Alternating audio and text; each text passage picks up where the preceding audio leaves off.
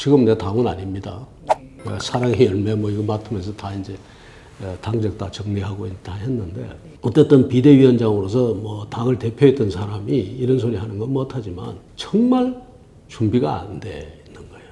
이쪽 당 저쪽 당 다 마찬가지인데 예를 들어서 제가 하나 이야기를 들면요. 제가 비대위원장 하면서 나름 그래도 그 자유주의의 원칙에 입각해서 소위 철학을 한번 만들어 보려고 했어요. 그게 아이노믹스입니다. 아이는 소위 인디비주얼의 아이거든. 그러니까 개인의 자유권을 더 키우자는 게 아이고 그 개인의 자유권에 바탕을 둔 아이는 이노베이션, 아이는 이니셔티브, 아이는 아이디어 이런 걸로 이제 개인이 혁신하고 혁신을 주도하고 그다음에 상상력, 그 아이디어를 가지고 이제 하는 이런 것들을 다 모아서 이제 아이노믹스라고 이름을 붙여서 근데 의원들이 다 좋아했거든요. 다음에 황교안 체제 들어오니까 그냥 쓰레기통에 들어가 버렸어요. 없어져 버린 거예요. 그러다 보니까 어떤 일이 발생하느냐 하면은 자유주의, 대통령이 저렇게 자유주의를 얘기했는데도 자유주의에 입각한 입법을 갖다가 이니시에이트를 못 하는 거예요, 지금. 검찰 개혁이 있었죠. 대한민국의 국민들한테 물으면 검찰 개혁해야 되겠냐, 안 해야 되겠냐고 물으면 아마 10명 중에 9명은 검찰 개혁해야 된다고 이야기를 할 겁니다. 방향은 제각기 다를 수가 있지만 검찰권이 지금 잘못 행사되고 있고 검찰에 문제가 많다라고 생각을 하는 거예요. 많은 사람들이. 그러면 그것을 고치기 위해서 민주당에서는 뭔가 하면 검찰을 통제할 수 있는 아니면 견제할 수 있는 기구로서 공수처라든가 저런 것을 만들자라고 제안했죠. 당시 야당인 국민의힘이나 이쪽 자유한국당에서는 그것을 갖다 공수처안을 반대하는 쪽의 입장에서야 안이 있어야 되잖아요. 우리는 검찰 개혁을 어떻게 하겠다라는 안이 있어야 되잖아요. 그리고 그 안은 어디에 입각해서 있어야 되는가 하면은 자유주의의 보수 정당이니까 자유주의의 원칙에 입각한 그 안이 있어야 되는 거예요. 그럼 없냐? 우리 같은 사람이 이야기를 해요. 뭐라고 이야기를 하는가 하면 자유주의에 입각해서 우리가 한다면은 지금 현재 검찰이 행사하고 있는 대한민국 법에 규정되어 있고 검찰에게 권한을 부여하고 있는 배임죄 조항만 배임죄라는 게 세계에서 제일 강하게 적용되는 게 대한민국입니다. 들어가면 다 배임죄예요. 걸면 다 걸 수 있어요, 대한민국은. 그러니까 기업들이 검찰 눈치를 보고 스폰서 검사하고 검사 앞에 가면 절절절절 매는 거 아닙니까? 게다가 노조가 가서 혹시 가가지고 배임죄로 걸까봐 노조한테 꼼짝 못하는 거고요. 특히 기업이 적자가 나서 기업이 M&A를 하거나 아니면 당하거나 할 때도 막 혹시 배임죄에 걸릴까봐 전전긍긍.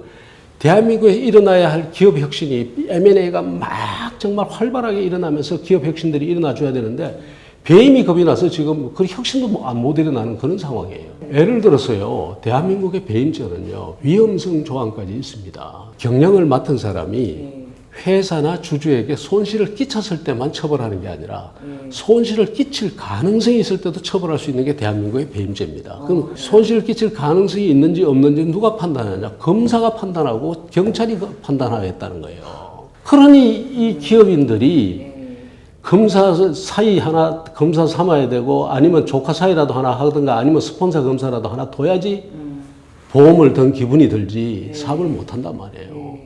그리고 검사 앞에 가면 완전히 고양 앞에 쥐처럼 그러지 검사 앞에가 큰 소리 못 치잖아요, 기업인들이. 과도한 권한을 행사하는 이 자유주의의 원칙에 위배되는 기업의 목을 죄이고 있는 배임죄를 글로벌 스탠다드 수준으로 우리가 낮추겠다는 그 입법안이 나와줘야 되죠. 그것이 검찰을 개혁하는 가장 지름길 아닙니까? 그러면 그 안들이 나와줘야 되는데 안 나오잖아요. 코에 걸면 코걸이, 귀에 걸면 귀걸이에 이걸 놓고서 검찰의 권한을 갖다가 저렇게 키워주고 그래서 이런 걸 다 고치는 게 이게 자유주의입니다.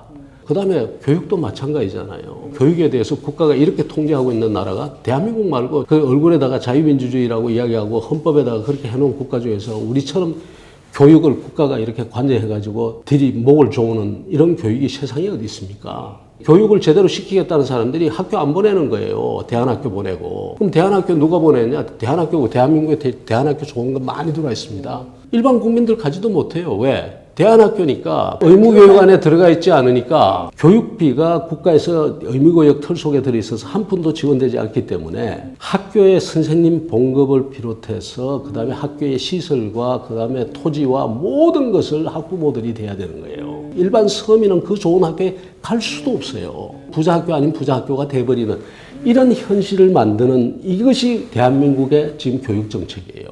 왜 그런 학교에 일반 서민들 아이들은 못 갑니까? 선택을 둬야 될 거 아니야. 이쪽 교육부가 통제하는 학교에 가고 싶은 아들은 가고 좀 더 자유롭게 혁신 교육을 하는 학교는 갈 수 있도록 해야 되지. 왜 국가가 하는 혁신 학교만 혁신 학교고 이쪽은 인정을 안 해주느냐 말이에요. 그리고 선생님의 자격 요건도 뭐고 부모들이 쓰겠다면 쓰는 거지. 부모들이 지 아이가 선생님 아닌가 선생님 가가지고 쓰겠다는 사람이 어디 있겠습니까?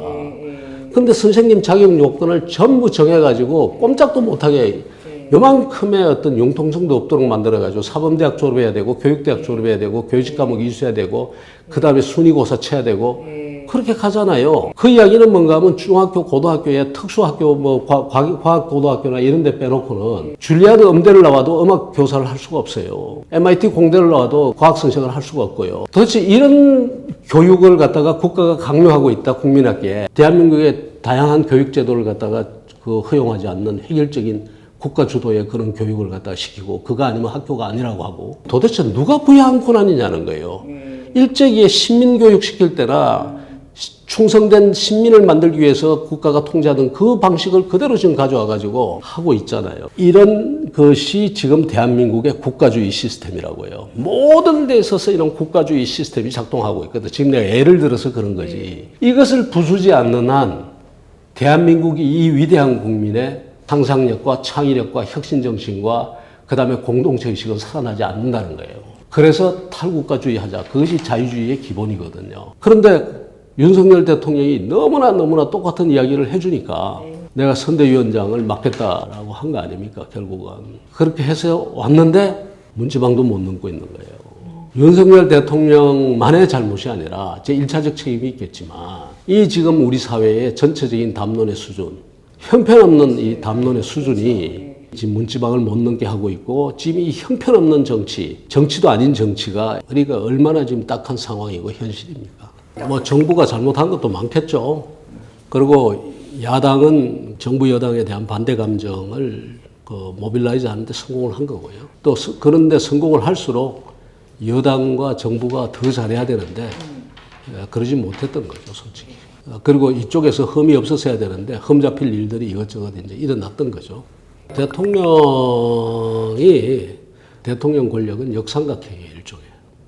역삼각형이라고 하는 것은 뭔가 하면 국민의 기대, 대통령이 뭘 할 것이다, 해줬으면 좋겠다는 기대와 헌법적 의무, 그거는 역삼각형의 윗변처럼 넓어요. 근데 실질적인 권력 기반은 좁다는 이야기입니다. 쉽게 흔들립니다. 바람이 조금만 불어도 넘어져요. 그래서 대통령은 그 위치에 있다는 것을 내가 설명하는 가장 이제 징표로서 뭘 이야기를 하는가 하면 국회에서 행정부 입법이 국회를 통과하는 데까지 평균 한 3년이 걸린다. 통과된 재개정 법률만 그러지 통과 안 된 거는 부지기수로 놔두고도 통과된 것만 거의 35개월, 한 36개월, 거의 3년이 걸린다. 특히 개혁입법은 더더욱 반대가 심하기 때문에 더더욱 더 이해관계가 복잡하기 때문에 더더욱 더 걸리죠. 그러니까 꼼짝을 못 하는 거예요. 그 다음에 대통령의 권한이 아까 제가 말씀드렸다시피 인사권도 굉장히 제약이 돼 있잖아요. 마음대로 임명 못 합니다. 뭐 총리를 마음대로, 지금 총리 못 바꾸지 않습니까, 지금.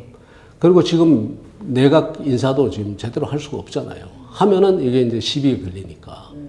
그 다음에 공무원도 마찬가지입니다. 특히 그 5년 단임에 있어서는 한 3년 지나면은 그다음부터 공무원들은 다음 정권이 누가 들었을 거냐를 신경 쓰기 시작합니다. 대통령은 무소불위의 기능을 가지고 이제 5년 동안에 소신껏 하라고 했는데 소신껏 해봐야 안 움직인다 이거예요. 소신껏 해봐야 공직자들이 벌써 안 움직이기 시작하고 그 다음에 앞장서지 않으려고 하고 또 그 다음에 우리의 공직자 문화가 움직이면 움직일수록 손해를 보게 되어 있습니다. 여기 인센티브가 있어요. 공직사회 내에. 4,000개가 넘는 우리가 법과 영이 있고 그 다음에 그 몇 배가 되는 훈련과 지침과 규칙과 뭐 이런 것들이 있거든요. 그 하나하나가 공무원들 입장에서는 다 전부 이게 쥐레밭이라고요. 쥐레밭에서는 안 움직이는 게 상책이죠. 그 다음에 집권 후반기가 되면요. 그 다음에 공무원들은 심지어 대통령실에 용산에도 안 가려고 합니다. 가면은 다음 정부 들어왔을 때 불이익을 받거든요. 그 다음에 와서도 역할을 안 하려고 합니다. 그러다 보니까 벌써 힘이 빠져버리는 거죠. 그러니까 이제 동력이 떨어지고. 그러니까 대통령은 그렇게 무소불위의 권한을 가진 사람이 아니고 그러면서도 국민들은 아직도 전두환 노태우 시대 때의 대통령, 박정희 시대 때의 대통령 상을 그리고 있거든요. 이 황제로서의 그 대통령 상을 그리고 있기 때문에 쉽게 실망합니다. 조금 기대에 못 미치면은 비판하기 시작하고 이게 이제 흔들거리는 거예요. 그래서 대한민국의 대통령은 힘이 센 대통령이든 힘이 없는 대통령이든 귀양 가거나 자살하거나 가서 감옥 가거나 해피엔딩은 없습니다. 앞으로도 있기가 힘들 겁니다. 지금 현재 공무원 숫자와 이제 절대적으로 비교할 수는 없는데요. 그러니까 어떻게 보면 우리는 준공무원이라고 할 수 있는 이제 공사공단까지를 다 합치면 이제 공무원 숫자가 더 늘어나는데 그렇게 하든 어떻게 하든 우리가 다른 나라에 비해서 공무원 숫자가 인구 숫자하고 공무원 숫자를 하면 우리가 많은 편은 아닙니다. 문제는 있어야 할 곳이 있어야 된다. 어떤 거는 줄어들고 어떤 거는 늘어나는가 하면 서비스 부분은 늘어나고 그다음에 규제나 감독 부분은 줄어들게 되어 있습니다. 근데 우리는 지금 그게 언밸런스예요. 규제나 감독하는 공무원들이 엄청 많고 그다음에 서비스하는 공무원들은 별로 없다고 해요. 특히 중앙정부가. 그래서 앞으로는 어떻게 되는가 하면 이쪽에 감독과 규제를 하는 업무에 있는 공무원들을 앞으로 이 서비스 쪽의 국가 기능을 더 늘린다고 생각하면은 이쪽으로 옮기면 아마 비슷해질 거예요. 좀 더 나아질 겁니다. 재배치를 해야 되는 문제.